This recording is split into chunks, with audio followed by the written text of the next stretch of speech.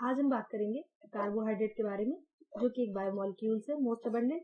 Carbohydrate का second part है। First part में हमने इंट्रोडक्शन कवर कर लिया है। आज हम क्लासिफिकेशन पढ़ेंगे और साथ में मोनोसेक्राइड्स पे मेन डिस्कस करेंगे। ये आपके किसी भी बायोलॉजी एग्जाम से, लाइफ साइंस एग्जाम है, गेट एक्सेल का है, आईसीआर का है, आईसीएमआर का है, एमएससी बीएससी में या नेट की प्रिपरेशन कर रहे हैं तो ये इससे आपको एक दो क्वेश्चन जरूर मिल जाएंगे। ये टॉपिक जो है वो बायोकेमिस्ट्री पार्ट में आएगा। चलिए शुरू करते हैं। मैं हूँ आपकी educator Namita. Welcome back to my YouTube channel biology with Namita.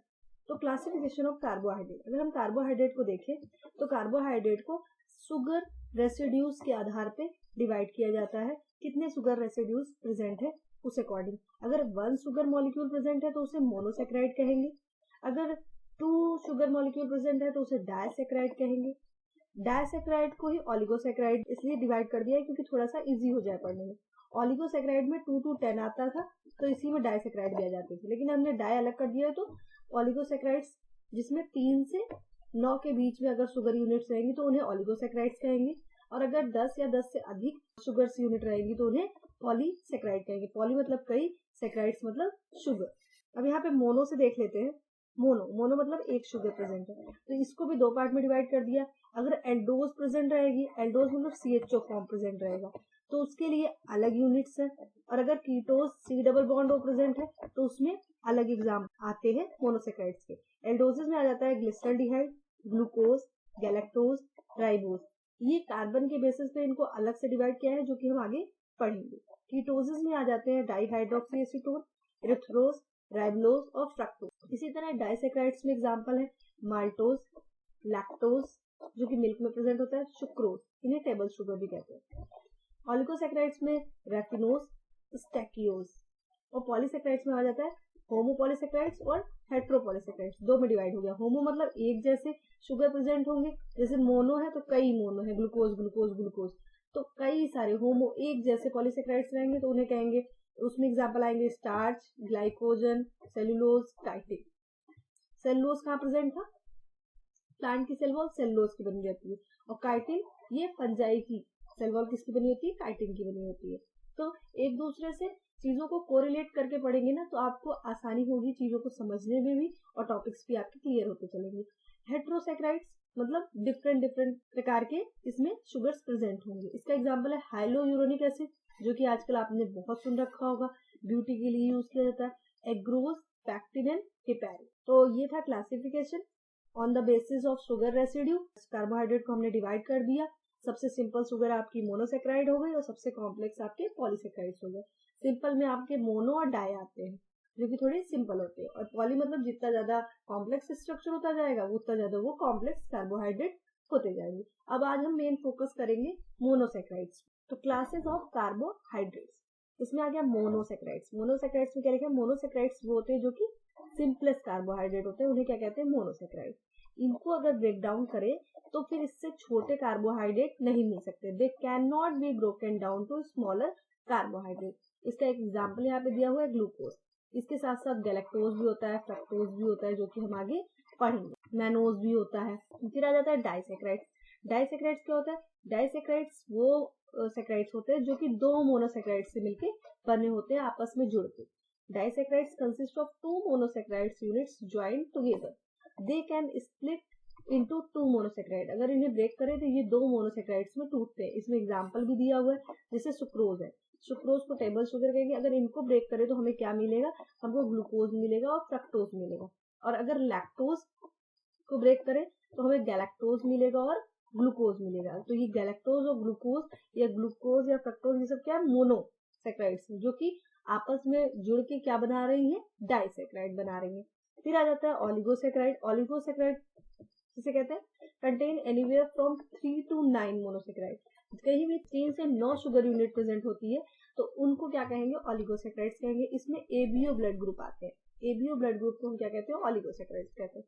Polysaccharides क्या होते हैं? पॉलीसेक्राइड्स एक लार्ज मॉलिक्यूल होता है जिसमें 10 या 10 से अधिक मोनोसेक्राइड्स प्रेजेंट होते हैं।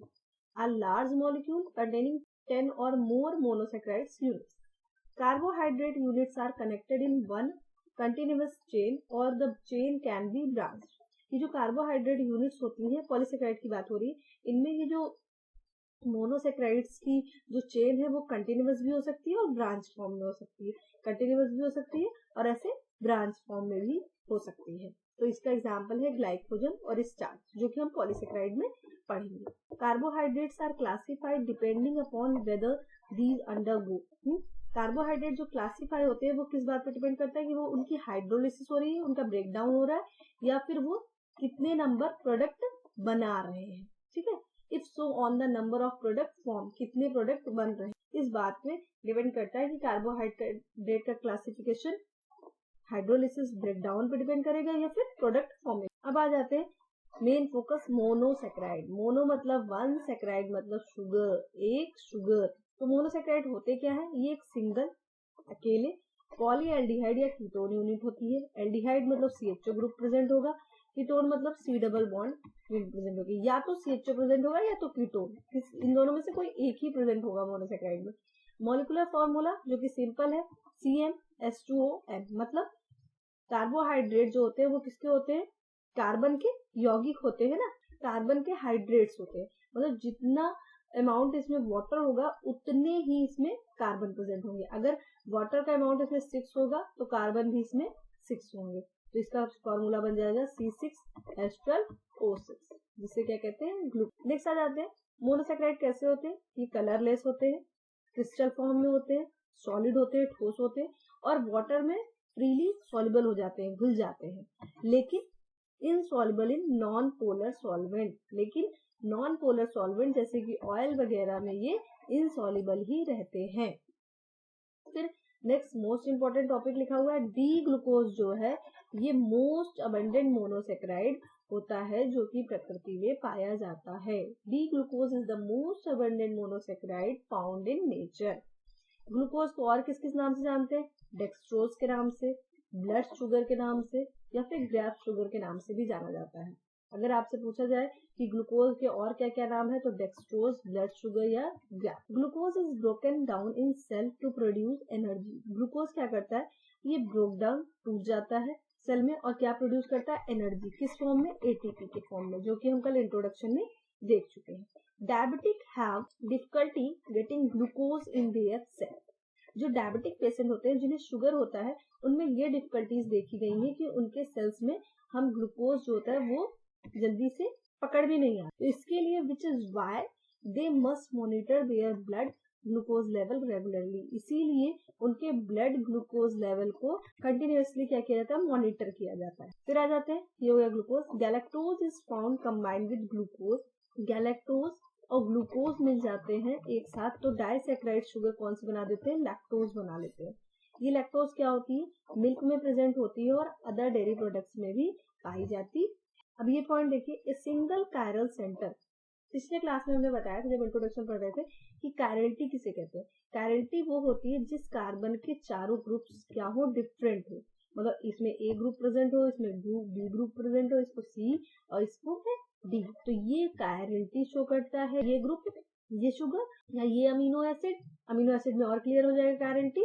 और जो अगर चारों डिफरेंट नहीं होंगे तो ये ऑप्टिकली क्या हो जाएंगे, इनएक्टिव हो जाएंगे, ऑप्टिकली इनएक्टिव।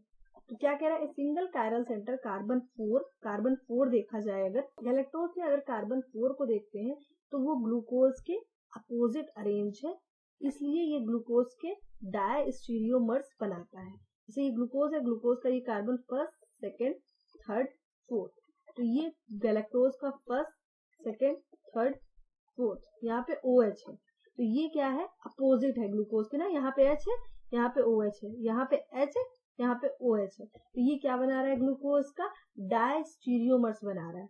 और डायस्टीरियोमर्स जो होता है क्या शो करते हैं, एक अलग कायरल सेंटर शो करते हैं। अभी मैंने बताया ना, एक अलग कायरल सेंटर शो करेंगे, उसे क्या कहेंगे, इपीमर कहेंगे। जो कि हमने इंट्रोडक्शन में पढ़ा था कि इपीमर, आइसोमर और इनेंशियोमर या स्टीरियोमर्स किसे कहते हैं। तो वही चीज है कि ग्लूकोज का 4th पोजीशन पे अगर एक कार्बन का अरेंजमेंट ओरिएंटेशन डिफरेंट हो जाता है तो वो क्या शो करते हैं, वो इपीमर डायस्टीरियोमर्स शो करते हैं। नेक्स्ट चलते हैं, नंबर ऑफ कार्बन। अगर कार्बन के आधार पे देखें तो मोनोसेक्राइड्स अलग अलग प्रकार के होते हैं। जैसे अगर 3 कार्बन प्रेजेंट है तो उसे ट्राइओज कहेंगे, 4 कार्बन प्रेजेंट है तो टेट्रोज कहेंगे, 5 है पेंटोजेस, 6 है, हेक्सोसिस 7 है तो हेप्टोसिस।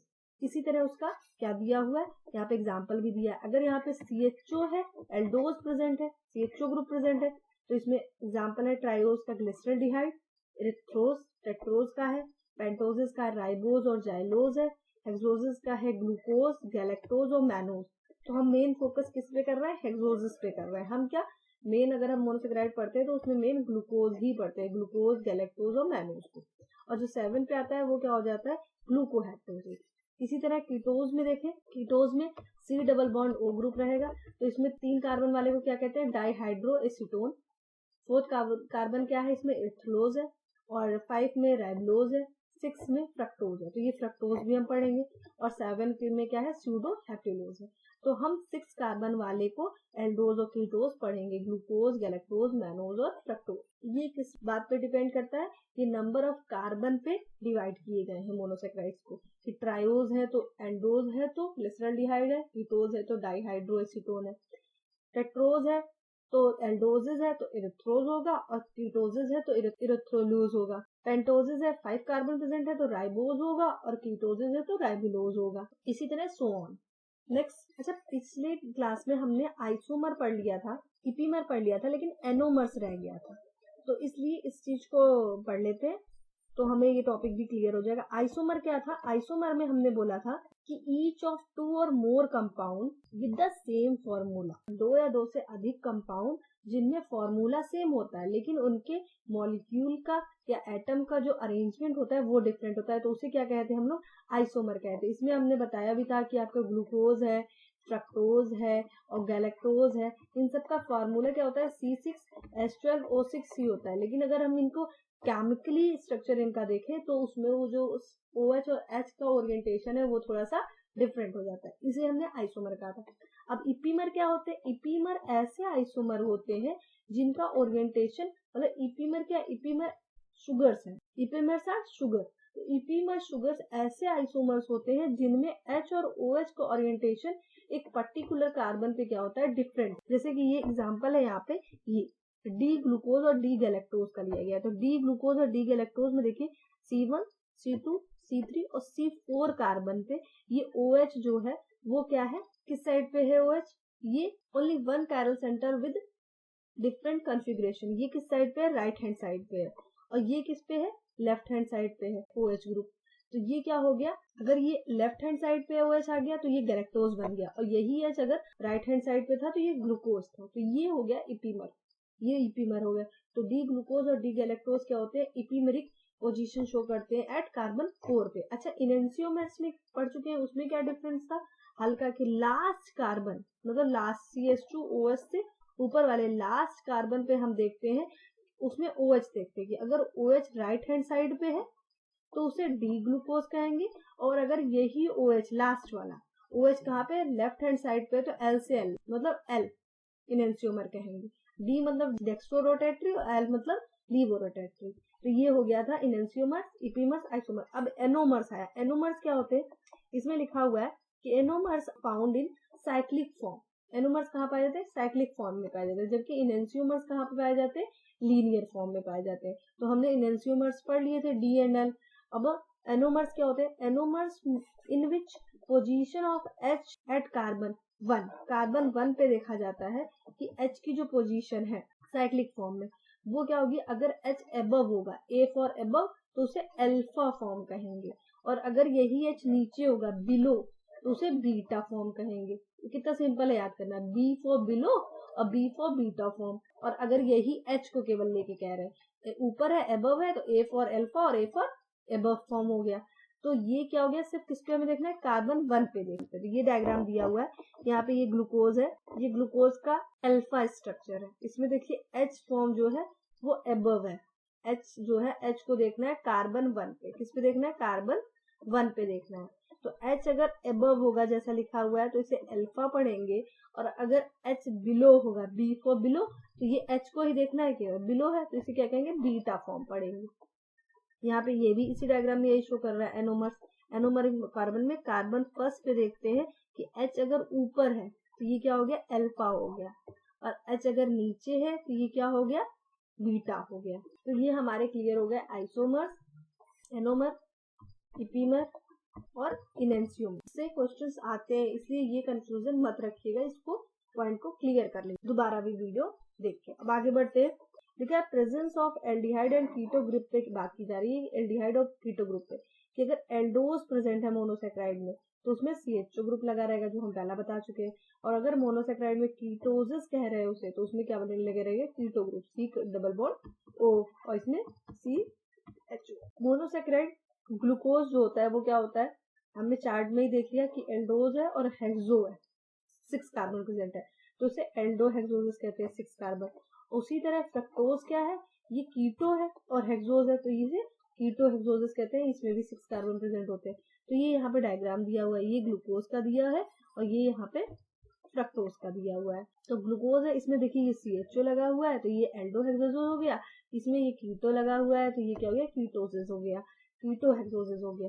6 कार्बन दोनों में है, 1 2 3 4 5 एंड देन 6। अब इनको अगर लीनियर फॉर्म से, अब किसमें हमने देखा, अगर हमने इसको साइक्लिक फॉर्म में देख लिया तो ये C1 है, C1 में ये H ऊपर है, H अबव था, तो हमने क्या पढ़ा, अभी जो हमने पढ़ा है एनोमर्स का पॉइंट कि H ऊपर है, H ऊपर है, C1 पॉइंट पे अबव है, A फॉर अबव और अल्फा, तो क्या हो जाएगा, ये अल्फा ग्लूकोज हो गया ना।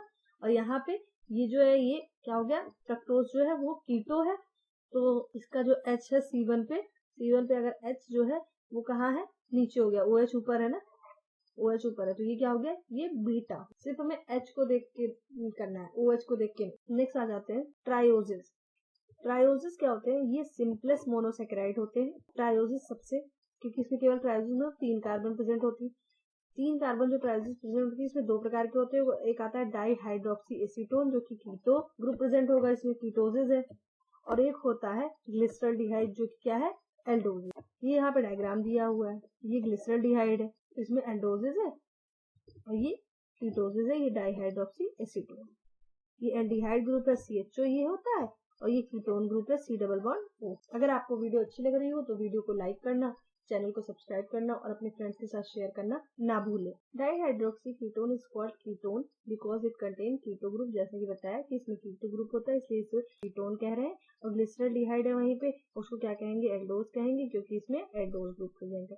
Glyceraldehyde has a central carbon C2। अगर ग्लिसरॉल्डिहाइड के सेंटर C2 कार्बन को देखें तो विच इज कायरल और एसिमेट्रिक, तो जो C2 है तो ये हो गया, अगर ये C2 है, C1 ये हो गया, तो ये C2 हो गया। C2 को देखें तो क्या कह रहा है कि यहाँ पे ये कायरलिटी शो कर रहा है, यहाँ पे CHO फॉर्म है, ये OH है, ये H है, ये CH2OH, तो कायरल शो कर रहा है। एसिमेट्रिकल है, सब में अलग अलग ग्रुप प्रेजेंट है। And hence it can exist in 2 non super imposable mirror image. ये क्या, इम्पोजेबल मिरर इमेज क्या करेंगे, फॉर्म करेंगे, D और L, तो ये D फॉर्म करेंगे और L फॉर्म करेंगे। एक H और OH वाला ये चेंज हो जाएगा और एक ये OH और H हो जाएगा। नॉन सुपर इम्पोजेबल मिरर मतलब मिरर इमेज एक दूसरे पे आरोपित नहीं हो पाएंगे, तो ये क्या मिरर इमेज शो करेंगे, कौन सी, एक D फॉर्म करेंगे और एक L फॉर्म करेंगे। D फॉर्म में क्या हो जाता है, जिसमें OH ग्रुप जो रहता है वो कहाँ रहता है, राइट हैंड साइड पे रहता है, और यहाँ पे L फॉर्म में क्या रहता है, जहाँ पे OH फॉर्म जहाँ रहता है वो लेफ्ट हैंड साइड पे रहता है। तो ये 2 फॉर्म करेंगे, D एंड L। इसे क्या कहेंगे, इसे इनेंशियोमर्स या फिर स्टीरियो आइसोमर्स कहते हैं। ये हम पहले क्लास में पढ़ चुके हैं इंट्रोडक्शन वाले में। तो जो ग्लिसरॉल्डिहाइड होता है वो क्या शो करता है, इनेंशियोमर्स और स्टीरियो आइसोमर्स शो करते हैं, मिरर इमेज बनाते हैं। D और all monosaccharides except dihydroxyacetone has one or more, therefore can exist in optically active isomeric form। सभी मोनोसेक्राइड क्या शो करते हैं, ऑप्टिकली एक्टिव रहते हैं और आइसोमेरिक फॉर्म बना सकते हैं, केवल किसको, डाई हाइड्रोक्सी एसीटोन को छोड़ के। ऐसा क्यों कहा गया है डाई हाइड्रोक्सी एसीटोन को छोड़ के, क्योंकि देखिए डाई हाइड्रोक्सी एसीटोन का ये जो C डबल बॉन्ड O है, ये कहीं से भी ऑप्टिकली एक्टिव नहीं है और कायरलिटी शो नहीं कर रहा है, क्योंकि इसके पास 4 ग्रुप्स ही नहीं है। और ये 4 ग्रुप्स नहीं, पहली बात तो, और दूसरी बात इनमें डिफरेंट ग्रुप्स प्रेजेंट होने चाहिए, वो भी नहीं शो कर रहा है, इसलिए कहा जा रहा है। तो अगर ये क्वेश्चन आ सकता है कि मोनोसेकेराइड्स में या कार्बोहाइड्रेट्स में ऐसा कौन सा ट्रायोज है जो क्या नहीं शो करता है, कायरल्टी नहीं शो कर रहा है, या ऑप्टिकली एक्टिव नहीं है, या इनेंशियो या स्टीरियोमर्स नहीं दिखा सकता, तो वो कौन सा है, डाइहाइड्रोक्सी एसीटोन। ये क्या कहते हैं, ये ऑप्टिकली एक्टिव नहीं है या फिर आइसोमेरिक फॉर्म नहीं बना सकते हैं। नेक्स्ट लास्ट पॉइंट बचा हुआ है, the total number of isomers can be determined by using van Hoff rules. जितने भी आइसोमर्स होते हैं उनको हम कैसे ज्ञात करते हैं, उनको हम वैन हॉफ रूल्स के द्वारा क्या करते हैं, ज्ञात कर सकते हैं। इसमें क्या होता है, इन्होंने क्या रूल दिया था कि एक compound with n number of chiral carbon, जिनके वो कंपाउंड जिसके पास n number of chiral carbon होगा, वो कितने स्टीरियो आइसोमर्स बना सकते हैं, उनके पास 2n होंगे। मतलब अगर कायरल कार्बन 1 है, n है, तो वो उसके स्टीरियो आइसोमर्स कितने बनेंगे, 2n बनेंगे। ये था वॉन हॉफ रूल। इसके थ्रू ही हम आइसोमर्स को ज्ञात कर सकते हैं और साथ ही स्टीरियो आइसोमर्स को भी डिटरमाइन कर सकते हैं। इसके थ्रू वॉन हॉफ रूल के थ्रू किसी भी कंपाउंड में अगर n कायरल कार्बन प्रेजेंट है तो उसका स्टीरियो आइसोमर्स कितना होगा, 2n होगा। आज के लिए बस इतना ही। अब मिलते हैं नेक्स्ट वीडियो में। तब तक के लिए पढ़ते रहिए और आगे बढ़ते रहिए। Keep learning and keep growing. अगर आपको ये वीडियो अच्छी लगी हो और आपने इससे कुछ सीखा हो तो वीडियो को लाइक करना, चैनल को सब्सक्राइब करना और अपने फ्रेंड्स के साथ शेयर करना ना भूलें। Thank you.